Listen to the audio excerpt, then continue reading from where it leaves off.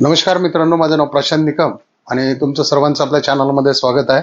मित्रांनो, आपण नेहमीच असे नवनवीन व्हिडिओ घेऊन येत आहोत आणि असंच तुमच्या चॅनलला सपोर्ट करा. जर सबस्क्राईब केलं नसेल तर सबस्क्राईब करा, कारण आजचा सुद्धा विषय खूप सेन्सिटिव्ह आहे. तुम्ही थंबनेलवरून पाहिलंच असेल की जे बाल गुन्हेगार आहेत, म्हणजे अंडर 18, 18च्या आतील, याच्यामध्ये स्लॅब पडतात 12 ते 18 आणि 7 ते 12. आपण ते व्यवस्थित सगळं डिटेलमध्ये पाहणार आहे. तर चॅनलला सबस्क्राईब केलं नसेल तर नक्की सबस्क्राईब करा, कारण आपण नेहमीच असे व्हिडिओ इथून पुढे घेत राहणार आहे, जेणेकरून समाजामध्ये बाल गुन्हेगारीचं प्रमाण हे खूप कमी झालं पाहिजे. कारण आज जर तुम्ही पाहिलं तर पुण्यामध्ये आज बाल सुधारगृह हाऊसफुल झालेले आहेत. बाल सुधारगृहाचं दिवसेंदिवस प्रमाण वाढत चाललेलं आहे. तर याला कारण काय आहेत मित्रांनो? बाल गुन्हेगारीला कारण काय आहेत? तर पुअर पॅरेंट्स, म्हणजे आई वडिलांचं आपल्या मुलांवरती नसलेलं अजिबात लक्ष. याच्यामध्ये काय होतं, लहानपणी जर एखाद्या समजा स्लम एरियातील बाल गुन्हेगार असेल तर त्याने चोरी वगैरे केली छोटी मोठी, तर त्याची आई म्हणते जाऊ द्या, हे करा ते करा. मग ज्यावेळी जर तुम्ही तिथंच जर त्याच्या 2 काना खाली लावल्या तर तो एक वेळेस परत ते करायला नको म्हणेल, किंवा त्याच्या वडिलांनी त्याच्याकडे लक्ष ठेवलं पाहिजे. तो शाळेत जातो का, त्याच्याकडे मोबाईल आहे का, त्याचे मित्र कोण आहेत, त्याच्या बॅगा तपासल्या पाहिजेत, त्याच्याकडे फोन असेल तर फोन तपासला पाहिजे, मेसेज बॉक्स तपासला पाहिजे. कारण ह्या गोष्टी खूप महत्वाच्या आहेत. याच्यातूनच बाल गुन्हेगार घडतो मित्रांनो. हळूहळू सिगरेट ओढणे. आता बघा तुम्ही, 23 जूनला एक घटना झाली चंद्रपूर येथे. कविता नावाची एक महिला आहे, कविता रायपुरे का काय नावाची एक महिला आहे, तिचं किराणा दुकान होतं. तिथं एका 17 वर्षाच्या मुलाने एक सिगरेट दिले नाही म्हणून तिची हत्या केली. कारण त्याच्याकडे सिगरेटची उधारी 1000 रुपये होती अगोदर, फक्त वय वर्ष 17. त्या महिलेने सांगितलं पहिले ते पैसे दे, नंतर तुला सिगारेट देते.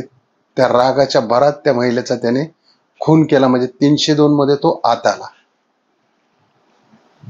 आता त्याचं वय 17, 16 ते 17 वय. आता या ठिकाणी जशी निर्भया केस झाली 2015ला, एक लॉ या ठिकाणी सुप्रीम कोर्टाने हे केलेलं आहे की ज्या वेळेस आरोपी हा 16 ते 17च्या वयातला असेल तर त्याच्यावर अडल्ट ट्रायल, म्हणजे जशी एखाद्या माणसावरती, पुरुष माणसावरती जशी केस चालते तशी याच्यावरती गुन्हेगारीची केस चालवा.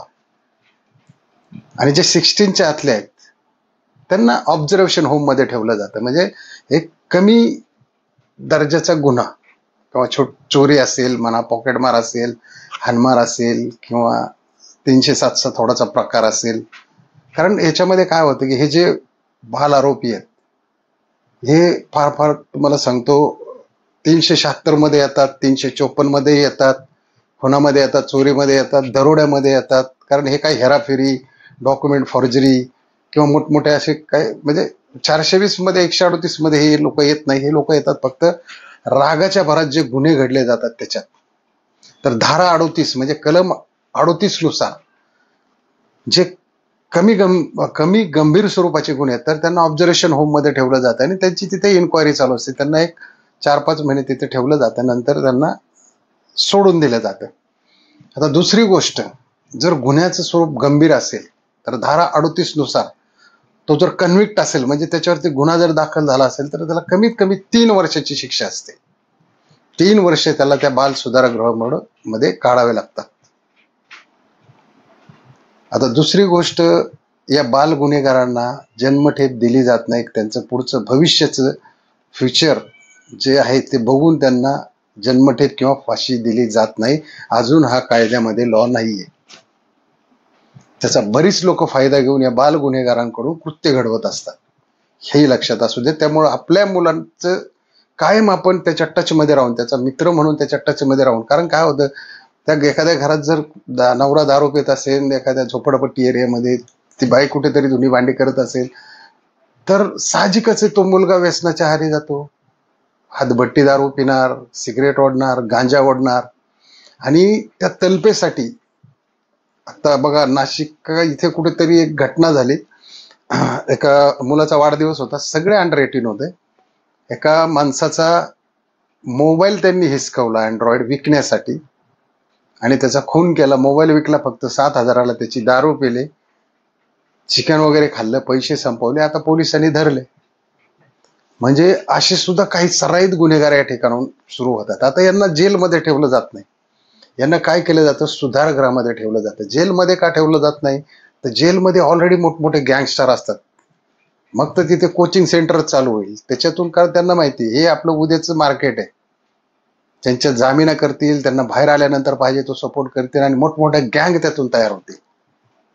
म्हणून जे जेलचं शेड्यूल असतं ते या ठिकाणी बाल सुधारगृहामध्ये नसतं. परंतु मित्रांनो, बाल सुधारगृहामध्ये सुद्धा 2-2 ग्रुप तयार होतात, असे प्रत्येकाचे गट निर्माण होतात आणि त्याच्यातून सुद्धा मर्डर वगैरे या ठिकाणी होतात.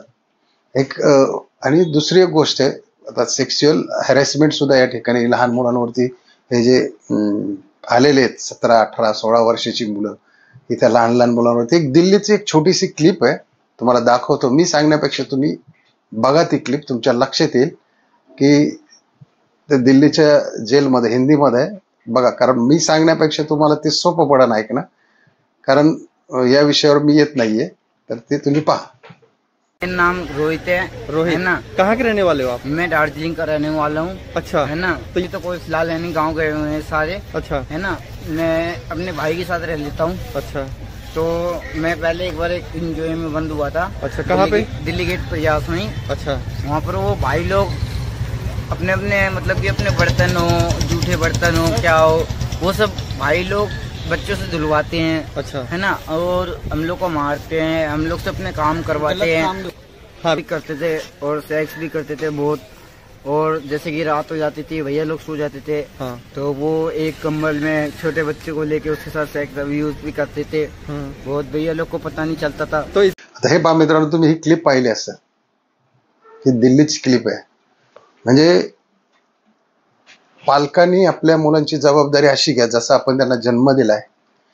8-8, 10-10 वर्षाच्या मुलांवरती तिथे खूप बेकार परिस्थिती होते, रात्रीची रॅगिंग टाईप होतं, सेक्शुअल त्यांना हॅरेसमेंट केली जाती.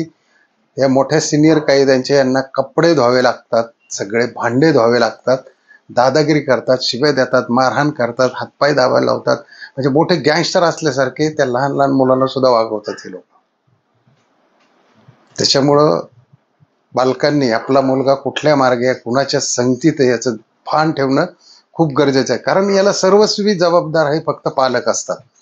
ज्यावेळी बाल गुन्हेगार घडतो त्यावेळी एकतर त्याची आई त्याला चोऱ्यामाऱ्यातून लपून ठेवते की आपला मुलगा आहे, नको इकडे जायला, नको त्याला पोलिसांच्या हवाले करायला. त्याची शासनाने सुद्धा काळजी घेतलेली आहे की त्यांना जेलमध्ये न पाठवता सुधारगृहामध्ये पाठवता. म्हणजे त्यांना ती दुसरी शाळाच वाटते, परंतु तिथे ते शाळेसारखं वागत नाही.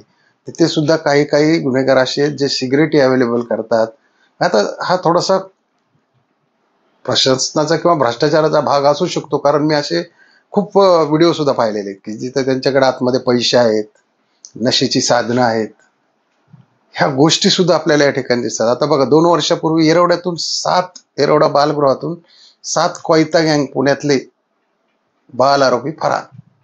भले त्यांना ठीक सापडून आणलं जातं, पण आज तुम्ही बघा, जयपूर धरा, आग्रा धरा, दिल्ली धरा, या सर्व ठिकाणावरून जे बाल गुन्हेगार आहेत त्यांचं पळण्याचं प्रमाण खूप आहे, पळून जाण्याचं. आणि त्या ठिकाणी जशी जेलला जेवण असतं त्याच पद्धतीचं जेवण असतं. यांना काय असं वेगळे ट्रीट केली जात नाही, परंतु त्याच्यामध्ये त्यांना मेडिटेशन दिलं जातं. तर मेडिटेशन मध्ये सुद्धा हे जे गुन्हेगार झालेले असतात काही काही, मग यांना बऱ्याच वेळा तिथे 5-5, 6-6 तास बसून पण हॅरेसमेंट दिली जाते. खेळाच्या काही ऍक्टिव्हिटीज असतात, पण हे लोक त्याच्यामध्ये न जाता त्याच्यातून सुधारणारे किती असतात, जे चुकून आलेले आहेत रागाच्या भरात, चांगल्या घरातले किंवा कशामुळे तरी, तर ते सुधारगृहातून बाहेर आल्यानंतर 100% सुधारण्याच्या मार्गावरती असतात. परंतु काही असे असतात 10-20% स्लम एरियात, त्यांना काहीही फरक पडत नाही. त्यांना वाटतं काय, आपल्याला त्यांचा कायद्याचा अभ्यास नसतो, त्यांना माहित नसतं आपण बाल गुन्हेगार आहे म्हणून आपल्याला 3 वर्षाच्या आत सोडले किंवा 6 महिन्यात सोडलंय. पण अशा जर बाल सुधारगृहात परत जर त्याने गुन्हा केला तर मग मात्र त्याला निबार ठोकलं जातं तिथं. आणि सेम यांना स्वतः कपडे धुवायचे, सगळं झाडून घ्यायचे, सगळ्या टॉयलेट वगैरे साफ करायचे आहेत, बाकीच्या ज्या ज्या गोष्टी आहेत, जे पनिशमेंट दिलेल्या आहेत त्या त्यांना करायच्यात. भलेही चांगल्या गोष्टी काही प्रार्थना असतात, त्याच्यानंतर त्या ठिकाणी त्यांना बरेच काही मेडिटेशनमध्ये हे शिकवलं जातं की बाबा तुम्ही कशा पद्धतीने तुमचं आयुष्य जगलं पाहिजे. देवाच्या प्रार्थना असतात, बऱ्याच गोष्टी या ठिकाणी राज्य सरकार यांना सुधारण्यासाठी करतं. परंतु काही बिघाड छाप जे असतात ते अजून त्या पोरांना तिकडे आतमध्ये बिघडून टाकतात. म्हणजे हे सुद्धा आपल्या निदर्शनात आलेलं आहे मित्रांनो.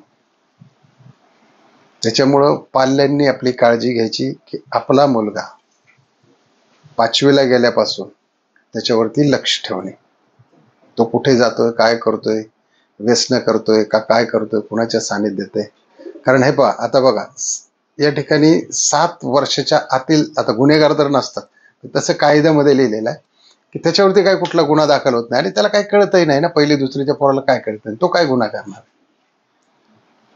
बाल गुन्हेगार हे 12 ते 16 आणि 16 ते 18 मध्ये. आता निर्भया केसमध्ये जो गुन्हेगार होता 17 वर्षाचा, त्यांनी सर्व षड्यंत्र त्यांनीच रचलं होतं, परंतु तोच सुटला. खरं तर लोकांची मागणी होती याला 3 वर्षाची शिक्षा झाल्यानंतर याला परत फाशी द्या, पण आपल्या कायद्यामध्ये तशी तरतूद नाहीये, म्हणून त्याला सोडला गेला. खरं तर तोच मास्टर माइंड होता या केस मधला, त्यानेच सगळं हे घडवलं होतं. पण त्याचं नशीब तो आपल्या बाल गुन्हेगारी कायद्यात बसल्यामुळं वाचला. परंतु आज त्याला समाजामध्ये काही किंमत नाहीये, कुठलीही शून्य किंमत आहे. त्याच्यामुळं असं समजायचं नाही की बाल गुन्हेगार आहे मग तो बाल सुधारगृहात गेल्यावर सुधरेलच. तो बाहेर आल्यानंतर सुद्धा त्याला व्यवस्थित कम्युनिकेट ठेवून सगळ्या, म्हणजे तुम्ही परमार्थाच्या सानिध्यात म्हणा किंवा जेवढं त्याला काही आध्यात्मिक ज्ञान देता येईल, काउन्सिलिंग तर जेलमध्ये पण असतं, तेवढं काउन्सिलिंग देता येईल. बरेच सायकेट्रिक सुद्धा असतात, काही सायकिक मुलं असतात, तीही करतात या गोष्टी. तर त्यांना काउन्सिलिंगची गरज असते. ते आई बापांनी कसं आहे त्यांना व्यवस्थित टाइम दिला पाहिजे. कारण काय होतं, आता आयुष्य एवढं धडपडीचं आहे की माणसाला घर पाहिजे, हे पाहिजे, ते पाहिजे. त्याच्यात काय होतं, मुलांकडे लक्ष दिलं गेलं जात नाही. त्याच्यातून बालगुन्हेगार ही प्रवृत्ती वाढत जाते. एकाकीपणातून तो मित्रांच्या सानिध्यात जाऊन मग बऱ्याच काही गोष्टी घडतात आणि नंतर मग आपल्या हातचं आलेलं पोरग आई बापांना वाटतं की वायाला गेलं नाही. ते तुम्ही त्याच्याकडे लक्ष द्या, प्रॉपर पद्धतीने लक्ष द्या. बाल गुन्हेगारी आपल्याला ही संपूर्णच टाकायची. खूप काय काय प्रकार घडतात, पण मी आता तुम्हाला व्हिडिओमध्ये पण बोलू शकत नाही. पण एक गोष्ट लक्षात ठेवा की बाल गुन्हेगारांना सुद्धा आतमध्ये संपूर्ण यातना होतात. वेळोवेळी त्यांना फटके पडतात, त्यांच्याच ग्रुपमधून जसं बदललं जातं, बऱ्याच गोष्टी आहेत. त्याच्यामुळे असं काही समजायचं नाही की आपला मुलगा बाल सुधारगृहात गेला म्हणजे खूप मोठ्या शिक्षण संस्थेत गेलेला आहे. त्यामुळे मित्रांनो आणि माझ्या बंधू भगिनींनो, निश्चित आपल्या अपत्याची काळजी घ्या. मुलगा असो मुलगी असो, बाल गुन्हेगारांना सुद्धा खूप कडक शिक्षा होते तिथं. त्याच्यामुळे त्यांच्यावरती लक्ष ठेवा, हे तुमचं काम आहे. व्हिडिओ आवडला असेल तर नक्की सबस्क्राईब करा, लाईक करायला विसरू नका. जय हिंद, जय महाराष्ट्र.